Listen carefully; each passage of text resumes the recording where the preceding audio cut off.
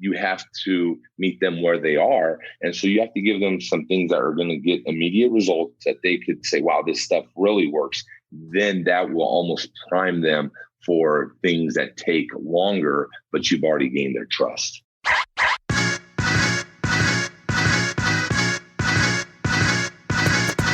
Hello, and welcome to the Physical Preparation Podcast. I'm your host, Mike Robertson, and later today, I'm going to be joined by NBA skill and development coach, Joey Burton. Most importantly, he's not just a coach, he's not just a trainer, he is a great friend of mine and somebody I am so excited to have on the show this week. Now, before we jump into this week's episode, normally I would do the whole week that was, give you a little recap, and I promise next week, I'm going to give you the most full, the most in-depth recap ever known to man. But as promised, this is the last week of our 5 for 5. So I'm giving you 5 tips over 5 weeks to make sure that 2021 is your absolute best year ever. Now, if you missed the previous weeks, I would ask you go back and listen to those in their entirety. It's just 3 or 4 minutes each. I'll give you a quick recap here though. Week 1, we talked about setting goals, both process and outcome-based goals. Number 2, we talked about the power of getting accountability, hiring a mentor, hiring a coach, or somebody to help ensure that you kind of keep your feet to the fire and you get what you need to done.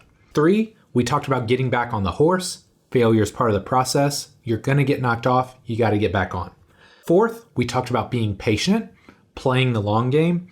And this week, we're going to talk about enjoying the journey. And I think this will really help recap all of these previous week's tips as well. And I want to share something that's pretty personal with you. Go back to 2017, and I had set out to really make 2017 my best year ever. I set a whole slew of goals for myself. I did a lot of introspection, and I was very well known in the soccer space. At that point in time, I'd worked with a ton of high-level soccer players. I'd had some success in the NBA.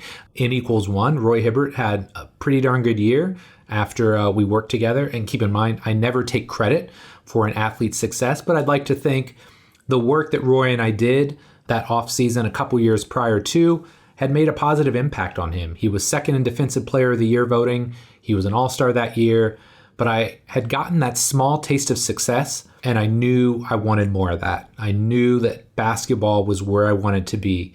And I just, frankly, wasted too much time not going all into that space. So early 2017, I set these goals for myself. And, my top 3 goals, number 1, I wanted to connect with my family every day, which is still a huge goal. I had number 2, a very specific goal for iFast and growing that space.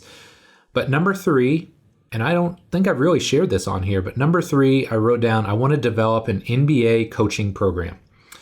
And so I had an outcome-based goal. Probably wasn't the best SMART goal, if we're being serious, but I kind of always had in the back of my mind, I wanted to work with 5 NBA level clients. And so I set up kind of some process-oriented things. I want to connect and build relationship with multiple NBA agents. I'm going to reach out to all of the iFast family members who are working in the NBA. But the third bullet point here was work with Joey Burton and any athletes that he's currently working with. And below that, I said I was willing to work with any client, even if it was for free, even if it was discounted services to try and get more reps in. So it's kind of surreal to think about this now because over the last 4 to 5 years, Joey and I have built this kind of program, right? Like Joey's successful independent of me. Like, let's be real here. He's a tremendous talent in his space. But to just think about what we've accomplished over the years and where we started, where we had kind of this hodgepodge mix of, fringe NBA guys. We had some Euro level talents. We had some college athletes at the time. And over the years, the program has gotten better and better. Year 2, we had a ton of pre-draft guys. We had a lot of guys that were playing overseas in Europe. And the following year, now we're getting guys that were playing in Europe and now they're on 2-ways or now they're in the G League. And so just this evolution of the program is really cool to think about.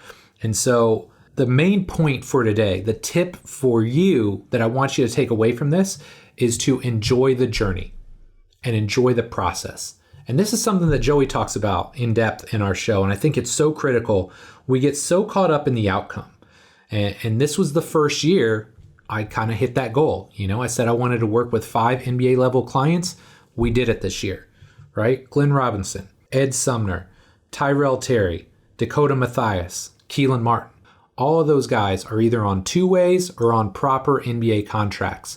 So again, never taking credit for their skills and their talents. They were amazing athletes before they ever met me, and they'll be amazing after they move on. But just to think about the evolution of the program and to think about the development of these young men. And it's really hard to put into words what you see and what you learn on a day-to-day basis, because these are young men, right? Sometimes, the oldest guy in your program is Glenn, and he's 26, 27 years old. Tyrell, when I started working with him, was 19. Granted, he was there 6 months, so he turned 20 in that time. But these are young men, and there's so many things that I want to teach them. Obviously, the physical side, how to take care of their body, how to respect their body, and to understand that their body is a vehicle for their success. It's what helps them get paid. It's what improves their livelihood, in a lot of different senses. But beyond that, it's the impact that we can make on the mental side, on helping them build character. And these are all things that we talk about in the show, but I think it comes back to this idea of enjoying the journey. And I'd be lying to you if I said every day was great. I think Joey would agree with me. We have bad days too. We have days where guys are flat, or where they're in a bad mood, or we don't get the results that we want. But enjoying that process, enjoying the journey, and respecting the fact that, look, man, every day we show up, we can make a positive impact. And I think regardless of who you are, coach, trainer, rehab professional, always remember that fact. When you show up to work each and every day, you can make a positive impact on the person standing in front of you. So I want to leave you with that thought. Enjoy the journey, enjoy the process, and make it your goal each and every day to make the lives of the people that you work with a little bit better. Okay, enough from me. Quick break. We're going to jump into this amazing episode with my guy, Joey Burton. It seems like almost every day I talk to a young trainer or coach who is frustrated.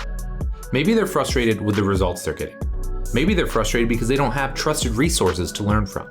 And maybe they're frustrated because they simply don't have enough clients and wonder how long they'll be able to stay in the industry. So if this sounds anything like you, I've got something that I know will help. My Complete Coach certification was created for trainers and coaches just like you, who are serious about the results they get and know that becoming a better coach can directly translate to a bigger bottom line. This certification is going to take the last 20 years of my life's work and put it all into one massive course. In it, you'll learn how to use the R7 system to create seamless, integrated, and efficient programs for clients and athletes of all shapes and sizes. How to create the culture, environment, and relationships with everyone you train so you can get the absolute best results. The exact progressions, regressions, and coaching cues I use in the gym, from squatting and deadlifting to pressing and pulling and everything in between.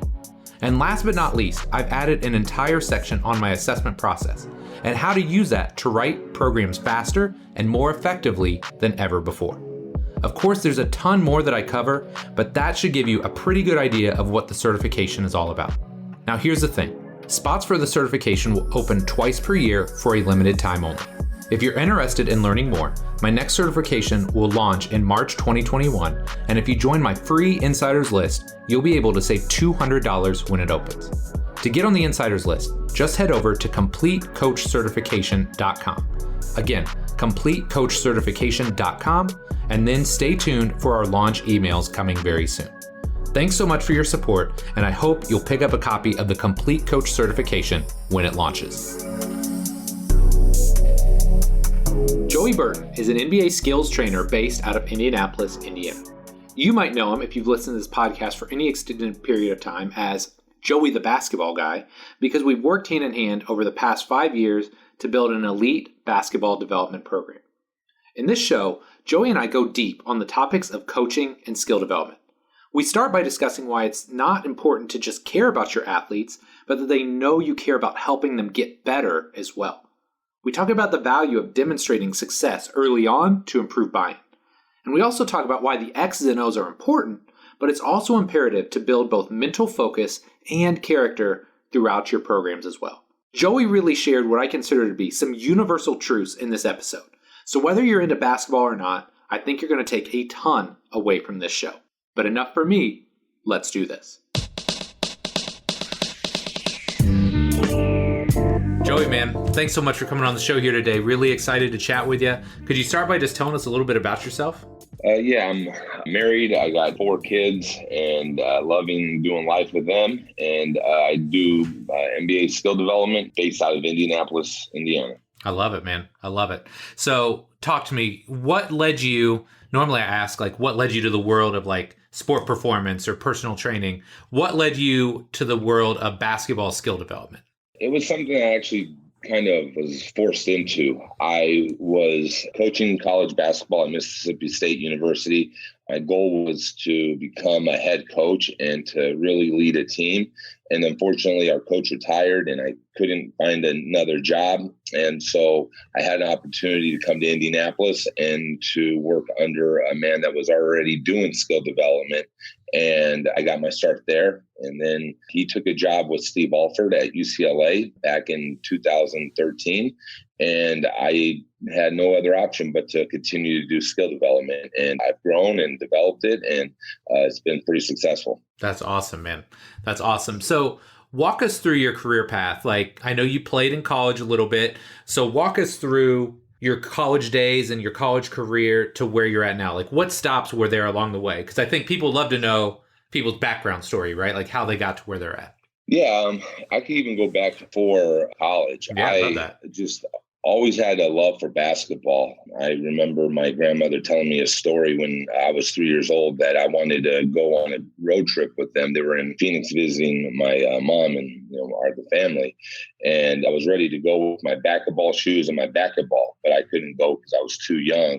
But that's kind of shows the passion I had from an early age about basketball, and just stuck with me. And I knew I wanted to coach when I was a teenager. And so when I was in high school, I played basketball, but I just really was getting frustrated with the way that coaching was being done. Favoritism, the politics, just really not teaching. I didn't feel like we were learning stuff and, really getting better. And so I always wanted to be a coach that I didn't have. And so I didn't even play my senior year because I just didn't think I was going to ever get an opportunity. I really saw proof that the coach wasn't going to be fair with how he evaluated each player on the team. So I focused on track, which I ran also in high school. And I still had this love for basketball. And another great thing happened after I graduated college. I grew 4 inches. So that helped me grow into the size I am today, which got my interest back into, hey, maybe I could play college basketball. I was playing at a junior college and playing with some of the players. I was playing in the city of Chicago. I moved to Chicago after high school, and I just felt I had an opportunity to play, and I just took a leap of faith, and I played at a small Christian school called Moody Bible Institute in Chicago. And there really opened my eyes to a whole nother level of basketball. We hosted a lot of NBA teams because we're based out of downtown. So I was able to see guys like Steve Nash practice and work out, Dirk Nowitzki. I was able to see Yao Ming come in and do a private workout. So I got really exposed to this high-end basketball. And I was like, man, this is something that I think I would like to pursue because I really love basketball. I love the coach. I was already reading and watching film when I was in college. I didn't have a trainer. There wasn't really training back then. So I really focused on trying to learn myself and trying to get better myself. And one of the things I really focused on was improving my shooting, which 20 years later, it's really come to benefit me. Yeah, it's turned out all right for you. I think that whole shooting thing, doing all right with that, man. I'm doing all right with that. Yeah. So it was, and then that gave me the opportunity. I just started off coaching high school. But one thing that really I focused on was using the passion I had to help players get better through shooting and using that to build trust. One of the things I say a lot to coaches is that we have a saying that, they don't care how much until they know how much you care. And that's a great saying and all, but I really think now in today's society and today's culture is they really don't care how much you care about them until they know how much you care about getting them better.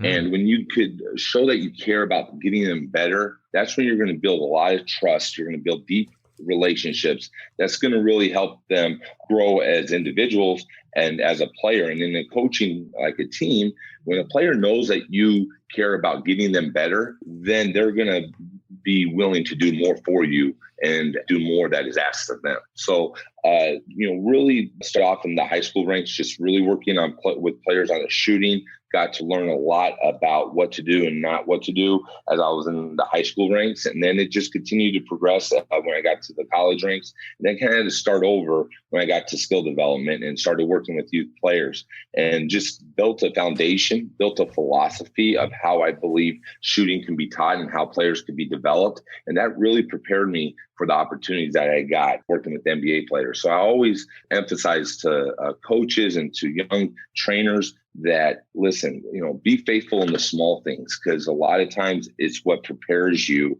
for the future and the bigger things that you want to do immediately, but you need time to grow and develop. Yeah, I love that. And that's something I try and impress upon all of our interns that come into our gym. A lot of them have aspirations to work in pro sports, whether it's baseball, basketball, football.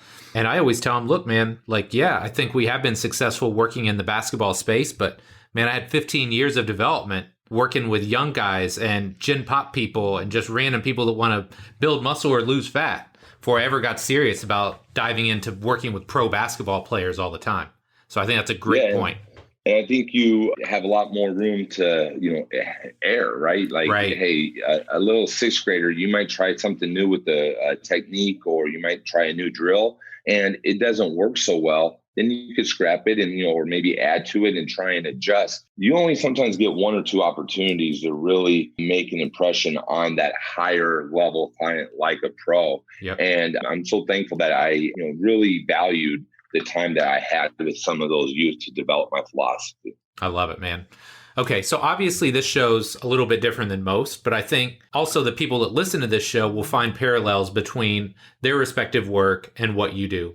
So let's start with this. When a new NBA client comes to you looking for help with his game, what does your initial evaluation process look like? I initially really go to film and I study their game and I look at how they're being used within the system that they're in. If they're still in that system, I will study that system and see how we could develop a plan and drills that will help them be their best in that system.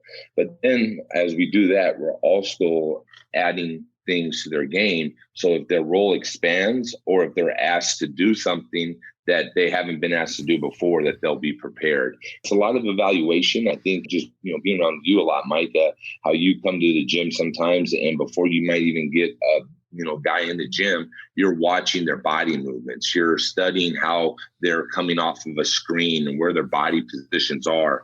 And so you would do that through, you can do that through film as well, but you kind of do that evaluation process on things that you need to work on.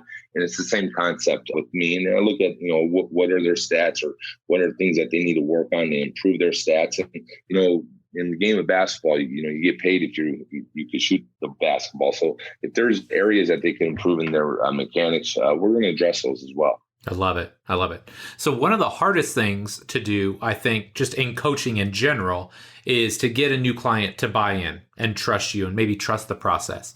And like I said, it's a universal issue. So do you have any tips or tricks that you've used to help you build trust or build rapport faster or more effectively? Yeah, I think you have to do things that will have immediate results. And maybe it's with me, just having them adjust their hand position on the ball to allow the ball to be straight. Maybe it's their level of their follow through, that they could get a little more arc on their shot. Now the ball is entering through the back of the rim and they see the results of that. They're not missing short as much. So do you have something that they could see immediate results? Maybe in your field, Mike, just one thing I've always been impressed with you, with the guys that have worked with you, that I work with also, is that, there's a common theme after they had their first workout with you. Man, I feel good. My body feels good. And so you have to give them an immediate results, and especially with the younger professional athletes in today's society, they want quick results. They want results now. And you know that it doesn't always happen that way, but you have to meet them where they are. And so you have to give them some things that are going to get immediate results that they could say, wow, this stuff really works. Then that will almost prime them for things that take longer, but you've already gained their trust. Dude, that's such a great point. It's something that Bill talks about.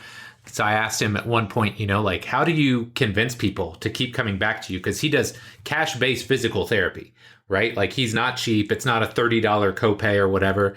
I said, well, what's the secret sauce, man? And he just said, I've got to show them some success right away. Like, doesn't matter what it is, there's got to be some sort of easy win, like more range of motion, move or feel better in my world, in your space, a little bit more seeing the ball go through the hoop. Like, that never hurts, right? But man, those easy wins and just demonstrating success early on are such a critical piece of the puzzle. Yes, and it's critical to create that buy-in. And there's going to be some discomfort in their growth, right? That's where we grow, and usually in our uncomfortable zones, being outside of our comfort zone. And so when you have those easy wins or those early successes, now they're going to trust you to continue to persevere through some of the failures that they'll go through during their times of being uncomfortable. Yeah, that's great. Great advice, man. So, one thing I love about watching you work is, there's this common theme in basketball, and I came up around basketball. I'm just like, I'm just going to go in the gym and get shots up, right? I'm going to get 500 shots up or 1,000, whatever. And I think you do a great job of finding this blend between, hey, yeah, there are days when we need to get shots up, and there's other days where we got to actually improve shooting versus live action. So I want to hear your thoughts on this. Why do you feel both are important? And what do you hope to accomplish in each setting or each environment? Yeah, for example, one of my clients, Trey Lyles, he went from shooting 25% the NBA's been all messed up with their schedule. But, the season before the COVID and the bubble, he shot 25%. And then he came and we started to work on his shooting mechanics. And for the first month and a half, we didn't do any live action shooting. We really focused on his mechanics. We identified 3 things that he needed to do on a consistent basis in order to get those consistent results. And then we added the live action. And so we were able to get him up to 38% on the season the following year. And one of the things that I like to balance is that when you're doing your reps and just getting your reps up, that's when you really are trying to, ingrain these habits, giving you time to focus and really maybe even change your thought process of how you shoot the ball or how you prepare to shoot the ball. But then when it comes to those habits being, ingrained and you have shown consistency, now we need to get you in live action. And one of the things I always say is that in a game, every time you shoot, it is a decision. When you're doing reps, you're going to get that shot on every single pass. So we have to be able to train them to be able to make the decision to shoot. When you have a defender flying at you, you got to make a decision. Do I shoot it right away? Do I shot fake? Do I let it go quicker? Do I have enough time to be able to get in my full rhythm? And so there's a lot of different variables that go into shooting against live action. And we got to be able to train the cognitive development of their decision to shoot the basketball. Okay, this is so cool because I did an interview with a guy a couple weeks ago, and he trains special forces. So like dudes that are like out sniping and doing all kinds of crazy stuff. And he gave the exact same blueprint, right? So what he does is, or what they do, they teach these guys to be ridiculous marksmen. And then as they're, building this fatigue up, then they train them to be successful in those environments under ridiculous amounts of stress, right? They've slept 2 hours, or they just made them ruck 10 or 15 miles. And then they make them demonstrate the skill. So you just said the same thing, right? You have to build the skill first, and then you make them demonstrate the skill when they're fatigued or when there's this decision-making element to it. And then there's a confidence issue too, because they'll start to make a lot of shots. They're really growing in the repetition phase, and they're really displaying the right habits. And then under fatigue, under stress, we always tend to go, sink lower. We have slippage, right? So now they're making all these shots in the reps, and then when they go against live action, they're around 40%. And it kind of, makes it more realistic of, hey, listen, can you still make some shots after you miss 3 in a row? And it's okay to miss 3 in a row because that might happen in a game, but could you hit that 4th shot? And so it really, I think, helps with the confidence of like, hey, I was going against live defense and I made 5 out of 10.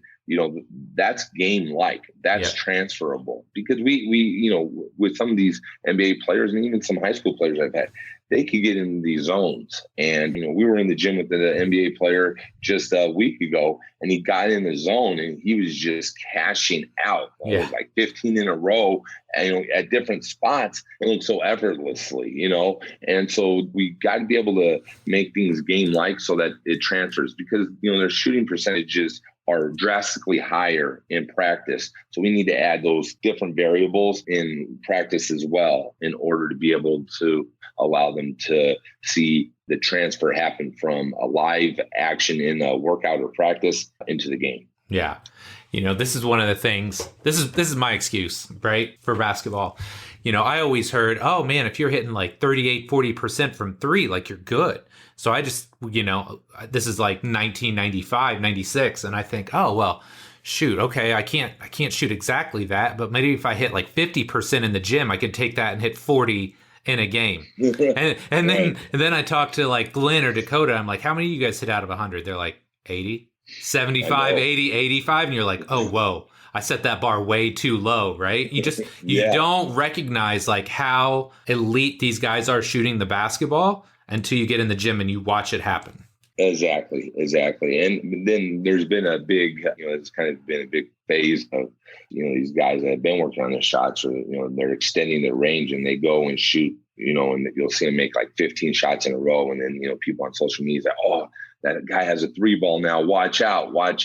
But then when they go to the season, they really don't shoot them, or they don't really, shoot it well. And a lot of those videos that you see, it's just done with no defense and just pure reps and nothing with the live action, which will develop the cognitive aspect of shooting as well. Yeah, I love it, man. Well, I know one thing that you and I both agree on is building both the mental side of the athlete as well as building their character over the long term, because a lot of the guys we're getting are very young. I mean, it's crazy to think Glenn's like our oldest guy now. And he's 26, 27? 26, yeah. So, why do you think these elements are so critical to our athletes, or why do you put such an emphasis on it? I'm always big on trying to control variables that you can control that will allow you to perform your best. And bad decisions off the court, decisions that are based upon poor character, a lack of discipline, have a direct impact on a player's success. And they're not always going to look to you as a coach and say, well, this coach, had to deal with all these bad decisions I was making or some lack of character, and that's why they weren't successful with me. They're going to look at you. Are you going to get them successful or not? Whether what they're doing in their personal life is helping them or hurting them. So I really try and, stress the mental side of it, their character, living the right way, making good decisions so that they'll have the freedom and the focus to be able to be their best when their best is needed on the court or, on the field. And so I think it's a big aspect. That's why I like to call it player development. We're developing a player. We're developing a person. We're just not developing a skill. And so, taking the time to really focus on those things. And it doesn't have to be this big course or, just sometimes talking, right? And just being a listening ear and, giving them, life lesson nuggets or, hey, listen, I've done this when I was 24 years old. It was stupid. Don't do what I did. Right. Right. And so, because I do see, there's some freaks out there, some, just crazy talented people that are athletes that could, live a certain way or, their character could be, not where it needs to be and still be successful. But in my experience, the two usually don't add up. Yeah. And you want them to add up so that they'll be able, like I said earlier, have the freedom to be at their best when their best is needed. Yeah, I love that. And I think something that you and I both universally agree on, I mean, we're both definitely not old, but we're not as young as these guys. I mean, I think back and Ty and I had this discussion the other day, or, before he left. I'm like, damn, I've been coaching as long as you've been alive, dude. Yeah.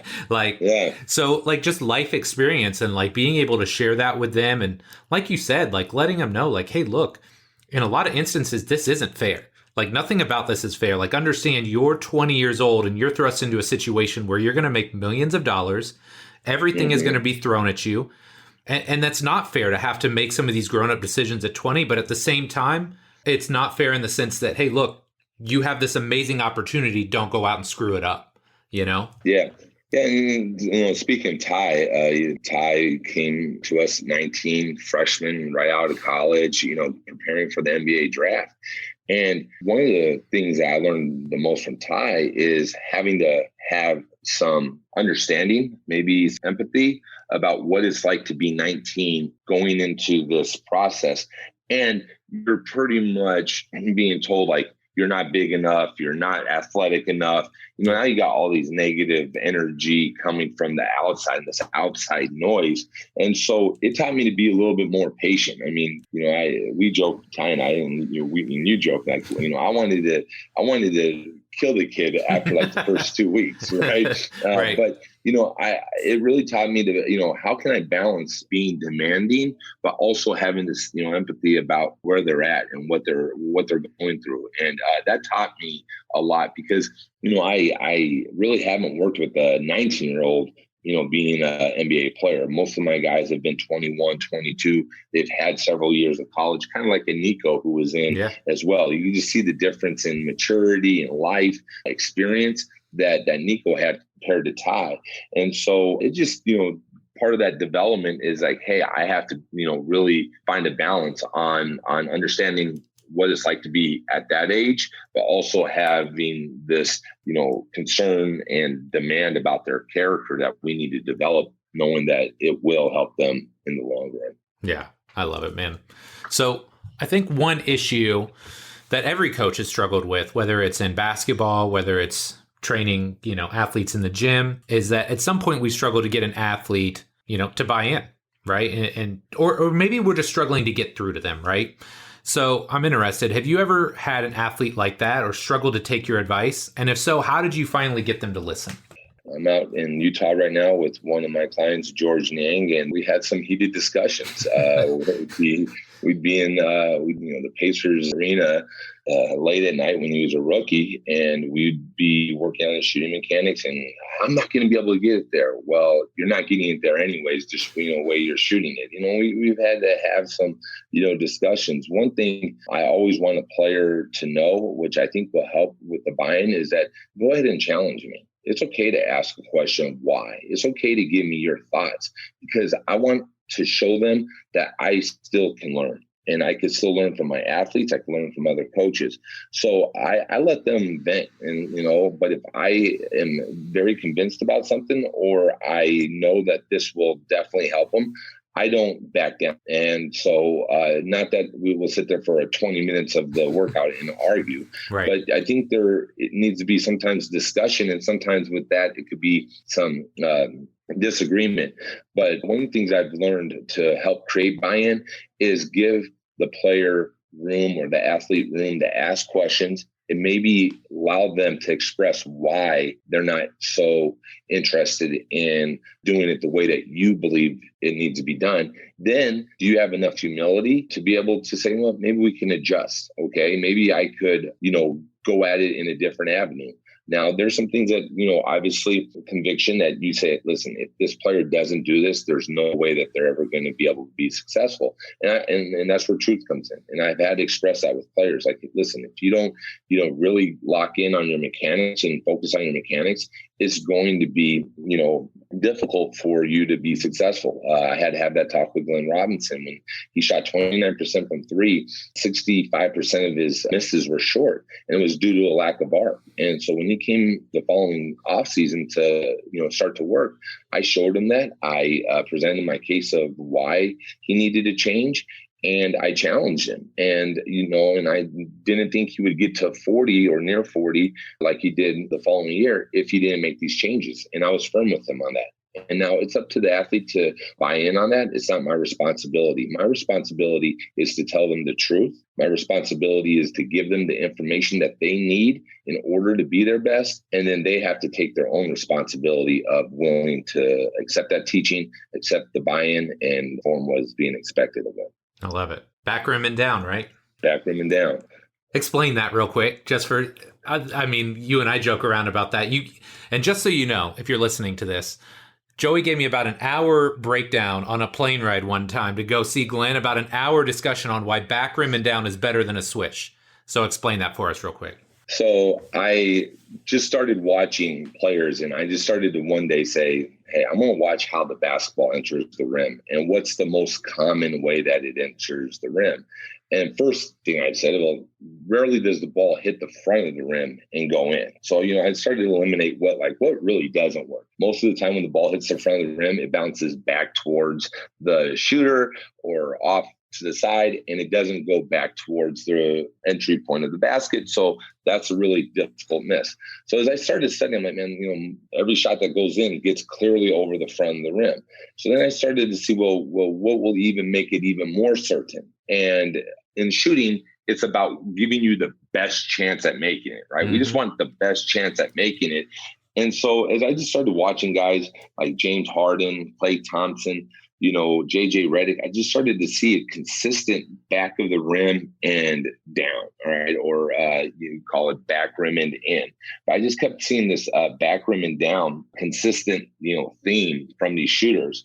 And so the big thing for me is if it hits the back of the rim, a lot of times it will go up, or it has a possibility to go back towards the opening of the basket, which gives you the best chance. So yeah, it's a big thing that I've really got players understanding and focusing on. And I think it is a big reason why I had 2 players improve double digit percentage wise this past season, because we went to focus on getting the ball to the back of the rim through having more arc on the shot. I love it. Okay. So it doesn't make sense to have an NBA basketball shooting coach on the show and not talk about shooting. So even if you don't play basketball, it's a skill you can pick up a ball and go shoot anywhere, right? Maybe you have kids that want to play. Maybe you just want to become a better shooter yourself. For somebody that wants to become a better shooter, what are 3 to 5 very general tips that you would walk somebody through? You have to do X, Y, and Z if you want to be a consistent shooter. I'm really big on alignment. So you want to provide the best alignment for the shot to go straight. And so the way that I try and teach that to players is by shooting on the dominant side of your face. So if you're right-handed, you want to shoot that ball somewhere on your right side. I use the reference of getting the back of the ball around your eyebrow level. So that will keep your elbow in line with the rim. It does a good job of getting your elbow under the ball. So that's the one thing, shooting on the dominant side of your face. And so then the second one would be make sure that you shoot the ball up. I think up is the most important word in shooting. So many players and even older, gentlemen that I see sometimes in the gym getting their shots up, they shoot the ball at the rim. You want to shoot the ball up and let gravity take it to the rim so that the ball could get over the basket. Too many athletes or some old heads, they like to shoot the ball like a dart. They shoot the ball forward like they're shooting a dart at the basket. And I've had to use the analogy of, imagine that there's a dartboard on the rim, and you got to get that dart to land in the bullseye. How would you have to get it there? You have to shoot the dart up. So that's something I used with the athletes to get the ball to go up, to get more arc on it. And then the final thing is, because you push up, your follow through will finish with your elbow above your eyebrow. You don't want your elbow next to your eyebrow, but your elbow will be above your eyebrow, which will allow the proper arc that is needed to get the ball to go to the back of the rim. And then the final thing is finishing with your follow through in the center of the rim. A lot of times players or just athletes, their follow through goes all over the place. And usually where your follow through finishes is where the ball goes. It's not every single time, but it is a good measurement of consistency. And so getting the ball on your dominant side, shooting it from that dominant side, then pushing up with your elbow, finishing with your elbow above your eyebrow, and then having that follow through and holding that follow through in the center of the rim until the ball goes through the net. I think, what was it, maybe a year ago, you were out in your shots up, and you're like, hey man, I got a quick question for you. And like, you're shooting the ball like all through the middle of your body. And I was like, get that ball over to the right side. And I remember like maybe like 30 minutes later, I was like, man, that helped a lot. Yeah. So same thing I would tell others. I'm always shocked. Like literally I sent you 4 clips and you were like, oh yeah, do this. And I was like, 4 shots. He could tell what I was doing wrong, but that's what a coach does, right? Like that's what somebody expects me to do. Like, oh yeah, that squat or that push up, 3 or 4 reps, I should be able to tell what's going on. Okay. Yeah. Like when you give me those, hey, take about 4 or 5 rests in this position for a reset. And I'm like, oh man, and now I'm feeling good. Same concept. That's all it takes. Okay, so what do you feel like differentiates a good shooter from a great shooter? In the past it used to be like reps, and these guys get in and they shoot 2 hours a day. But as I've been able to talk with NBA players that have played with players that are like elite, they do work hard, but it's more, I think, more of a focus. They have a routine of how they shoot the ball, and they really focus on that routine, and they want that routine to be done every single time. George Niang played with Kyle Korver, and I thought he was going to tell me that Kyle Korver stays after practice for an hour and a half, and just like fires away.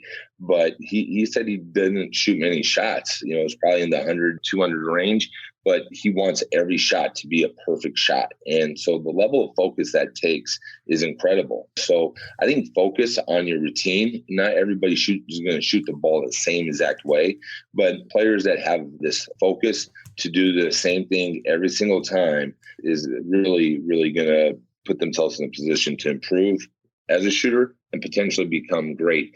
Unfortunately, a lot of times when you get into the 500 reps or, you get these long reps, it's just a number. You start to lose focus. You start to really develop bad habits. I think in your world, it would be like, hey, listen, if all you could get to right now is 5 reps and the reps are really solid mechanically and your form is really good, that's great. Take that right now, because we could get up to maybe 10 or 12 later, but we want 5 rather than the first 5 to be really good. And then the last 5 are just like bad mechanics. You're not really accomplishing what you need to accomplish. So I think it really translates in both worlds. Yeah, I love it, man. Okay, one more on shooting. One of the things that I've been fascinated by when I watch people shoot now, I promise, and maybe it's just your guys because they all do have just like this very fluid nature to them. But 2 things that I constantly see are great balance and I see rhythm, right? And now these are like not like measurable things, right? But I can tell you if it's Glenn, if it's Dakota, if it's Ty, like I know if I'm watching these guys, I can almost tell by their lower half without watching the shot. Just watching their lower half and watching their balance and their rhythm if the ball's going to go in. So can you speak to the power of those when it comes to shooting? Yeah, I think it does start with balance. And once you have a great feel and understanding of your balance, then you could start developing from there. And then the other thing is rhythm. I think that rhythm helps with your power. It helps with your ability to get the ball off quicker. And so balance and rhythm are 2 of my key cornerstones of shooting. I think that too many people talk about getting your feet set and, making sure that they're pointed in a certain direction, because I feel like you could have balance without having perfect alignment, if that makes sense. Mm-hmm. And so really working with them on gaining that balance. Then once they gain that balance, then getting them to be able to maintain balance on the move. And one thing I learned, or I've developed, I guess, just through my work with players, is that you can still be balanced and still have a drift. Does that make sense? Yeah. You're going to be coming off the screen and you're going full sprint. Nobody's turning, stopping on a dime, jumping straight up and landing straight down and have perfect balance. So being able to get them to have balance and being able to stop their body. And one of the ways I like to do that is just having a player stationary, and they take 2 dribbles and then they might do a sidestep, and I'll push them to add some force and to add some discomfort to them, and then they have to land, stop, get on balance, and then make sure that they finish on balance. And so we'll start there and then be able to get them to move and maintain balance on the move. Even though you're drifting, are you able to control your body while your body's drifting in the air to get maybe even more separation? We're talking about these guys that have very little room to get their shot off. So that's important. And then the rhythm aspect of it, just being able to get great rhythm. It's like amazing if you let a player at the NBA level, right, and especially a player that can shoot the ball, if you just let them have the time to get rhythm, like the percentages go up to like 70, 80%. It's incredible. So getting them to feel the rhythm, and it might be different for each player, but those are two definite cornerstones to shooting. I love it. Okay. So for all the dads or maybe moms out there who want their sons or daughters to be ballers, what tips would you give them to get their child started on the right foot? First, do a measurement of mom and dad. And if mom and dad are 5'8" and 5'6", it's going to be tough. Dang it. No. Dang it. I'm sorry. No, I'm 5'11", joking. 5'7". Come on. Yeah, it's going to be tough, Mike. No, but you know what? First of all, I think you have to make it fun for them. And there's such a comparison game. And hey, listen, I have a 5-year-old son who I think is really starting to love basketball. And I've had him in some, youth bite-sized leagues. And this comparison game even affects me sometimes. Like, should I get him some training? Should I, I see this kid. So, relax. Have fun with it. Make sure the player's having fun. And then, at an age appropriate, it could be 5, it could be 8. It doesn't have to be a set age that you can, throw them into some training, throw them into some skill development. But, do your research and do your homework on who you're letting train your child. And it's not, if they're training NBA players, they must be better. I just saw a young man do some training with a 5-year-old that I don't think I could have done. It was so simplistic. Some of the ways that he was able to get that boy to get down in a position was terrific. And so just because there's this resume of, this player works with all these high-level players, my 5 or 6 or 7-year-old needs to work with that guy, that's a myth. Find somebody that is going to make it fun, going to teach them. And then the other thing is just, encouraging them to, work on their own. I always tell players that really the development that happens is when you're on your own, whether it's before practice, whether you're going out to the driveway, whether you're just, going out with some friends, getting them to understand that development happens on their own. And then the final thing is try and encourage just free play as much as possible. Just let them be kids, let them have some fun out in the driveway or at the park, and just get a group of your child's friends together and just let them roll out the basketball and figure it out. How much do they want to go to a score? What are some of the rules?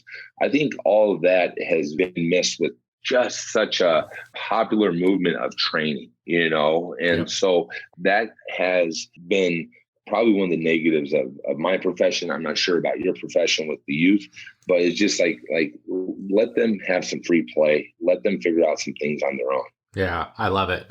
And if I could just chime in one piece here, because I know this is something we've talked about, and I've noticed it more as my kids get into sports and as they get older, but especially with basketball, I feel like there's such a rush to get these kids using a full-size ball and a full-size hoop as quick as possible. So, for instance, Cade's 7, right? He's using a full-size women's ball. He's using like the 28.5-inch ball on a 9-foot goal.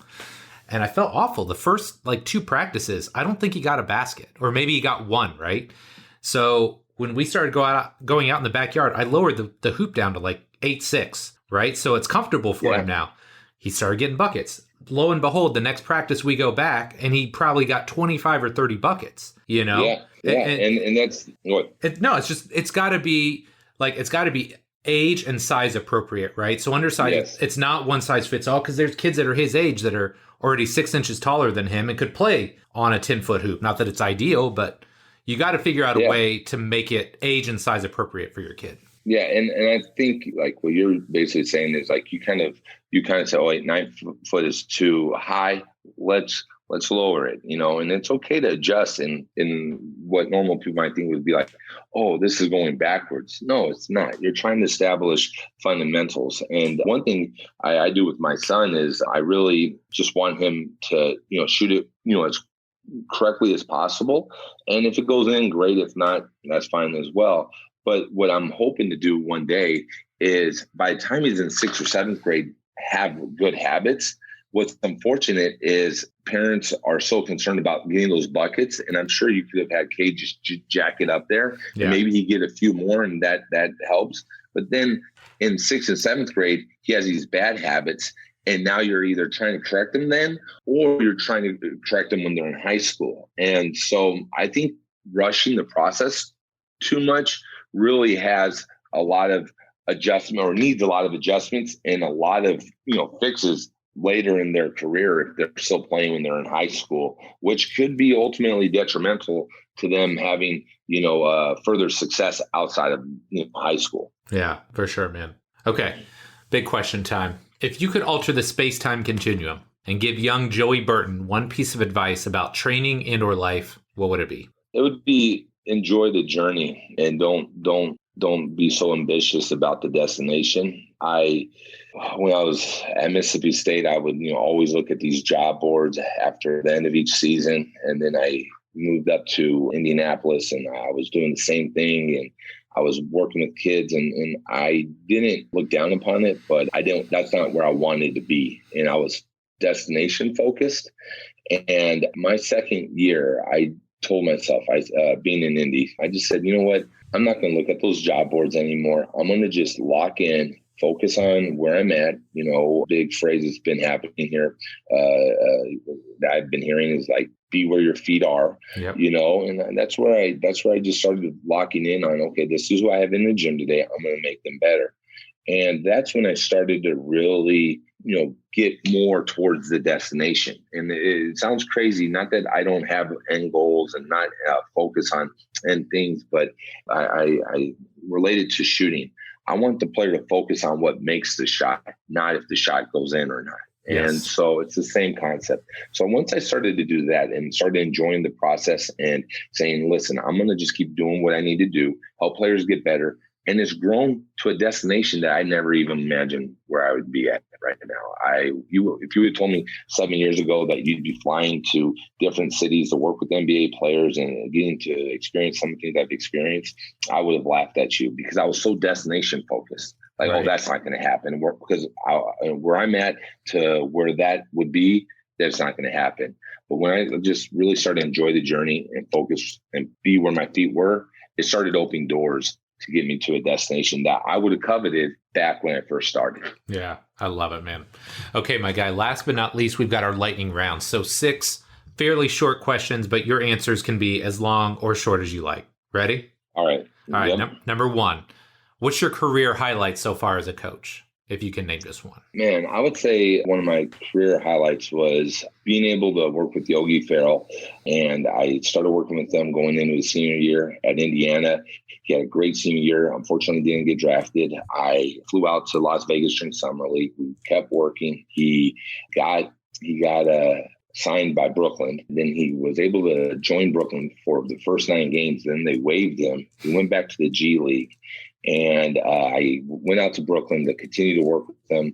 And he finally got signed to a 10-day by Dallas. And I was just excited for him to be able to have that opportunity. And he had a bad shooting night on a Wednesday night against the Philadelphia 76ers. He went 3 for 14. The shot got flat. We had this phrase like, got to push it up, let it fly.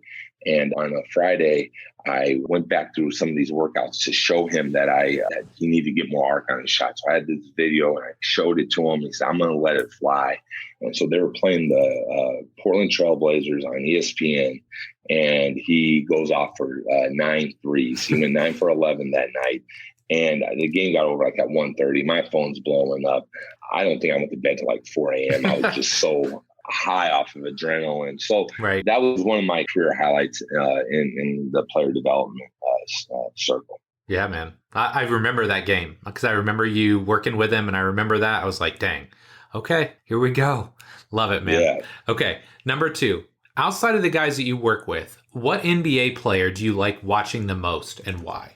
One of my favorite players of all time is Steve Nash. Just his ability to get the most out of his body, his craftiness. I think he really changed the game. I had an opportunity, like I said earlier in the show, to watch him practice and work out when he was with the Dallas Mavericks. And those really cool finishes that he did, he was working on those that day, and it opened my eyes to like, whoa, these guys really work on this stuff. I was like 23 years old. I'm like, man, these guys really work on this stuff to get better. So Steve Nash is one that I just really enjoy watching.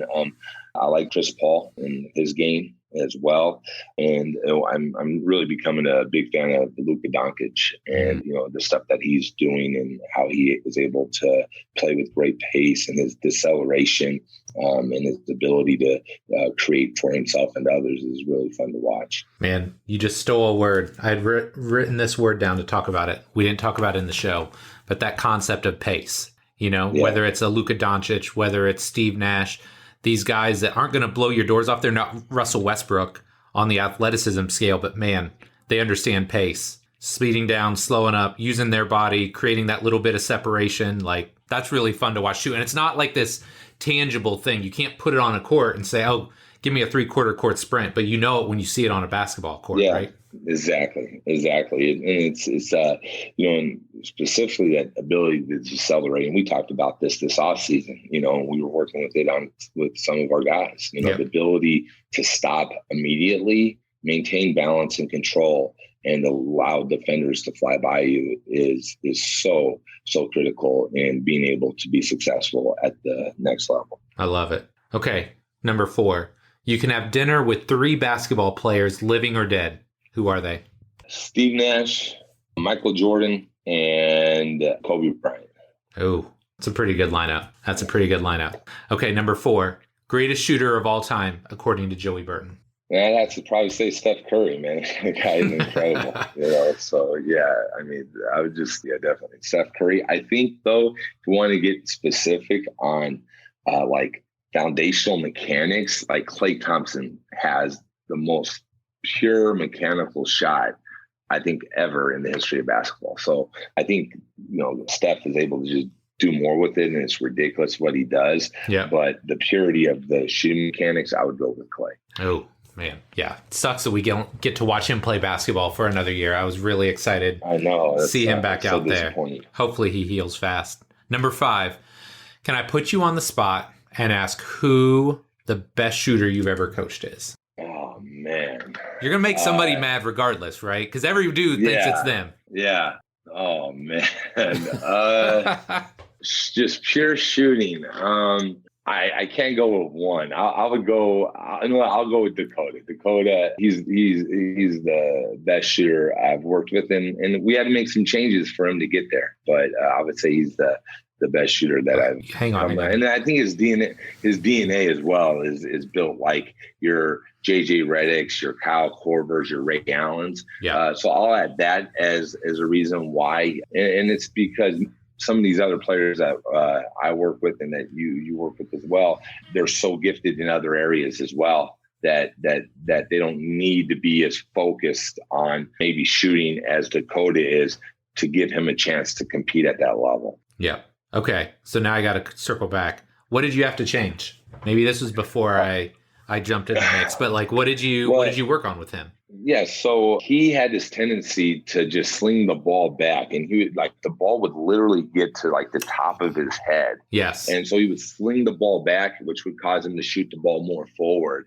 And now he's getting that ball right to the top of his forehead area and lets it go, and he pushes it up. So we had to stop him from slinging the ball too far back, because every action has a reaction, and in basketball, usually when your action goes back with the ball, the next motion is going to be forward. So we did that, and had great success. He shot 34% his freshman year at Purdue, and he finished at 46% his senior year at Purdue. So I think the adjustments were pretty good. Well, and not only that, but 39% last year in the G League while attempting like 8.9 threes. In the game, it's incredible. It's incredible. Yeah. And those were not just spot-up jumpers either. Go look at his highlight reel from last year. Yeah. Off the dribble, off pin downs, running to the corner. I mean, Yeah, he had a pretty good year. It was fantastic. Excited for him with the Sixers this coming up year. For sure. All right. Last one. Number 6. All right. What's next for Joey Burton? What's next? I got a workout here in Utah. That's kind of how I'm taking life right now. Just continuing to build on what I'm doing by focusing on each day. And so, I don't really think too much, in the future as far as, in 5 years, I want to be doing this, or 10 years, I want to be doing this. I tried that, and personally, it didn't work well for me. When I just started focusing on providing value to others, becoming the best I could become at what I do has really got me to where I never would have imagined. So I'm going to keep going with that mindset and that practice each day. And if it leads to something like maybe working for an NBA team or a college coaching job or something, then I would take that decision when it was presented. But right now, I love helping others, whether they're NBA players. I still work with these players. Still love helping players get better and allow them to reach their goals. And until something else comes up, I'm going to stay focused on doing that. I love it, my guy. All right. Well, Joey, it's been great catching up with you today. Where can my listeners find out more about you and the great work that you're doing? I'm on Twitter, just my name, Joey Burton, and then on Instagram at Coach Joey Burton, and you could follow me there. I tend to post basketball content periodically, and on Twitter sometimes give thoughts about basketball as well. I love it. Well, Joey, thanks again for coming on, buddy. This was great, man. Oh, great. It was a long time due, my guy.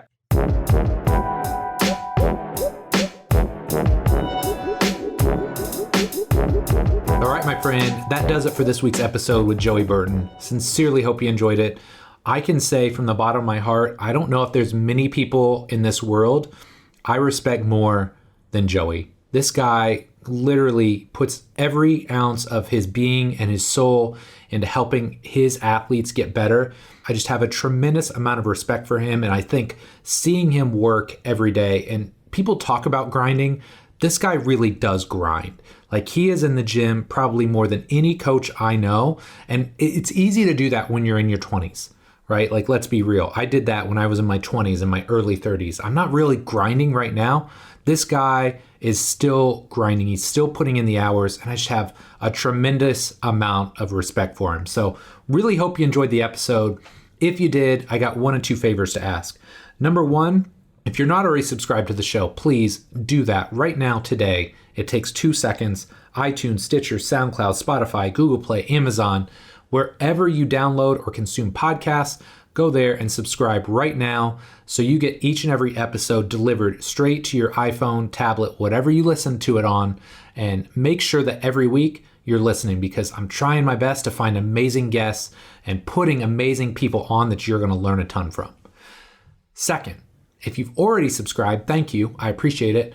Go one step further. Go onto iTunes, give us a rating and a review. This is the most surefire way to make sure that other trainers, other coaches, other rehab professionals get exposed to all of the amazing guests that we have on the show each and every week. My goal with this podcast is to make our industry a better place. And I think with your support and with the amazing people we have on each and every episode, we can continue to do that. So my friend, as always, thank you so much for your support. Love and appreciate you. And we'll be back soon with our next episode. Take care.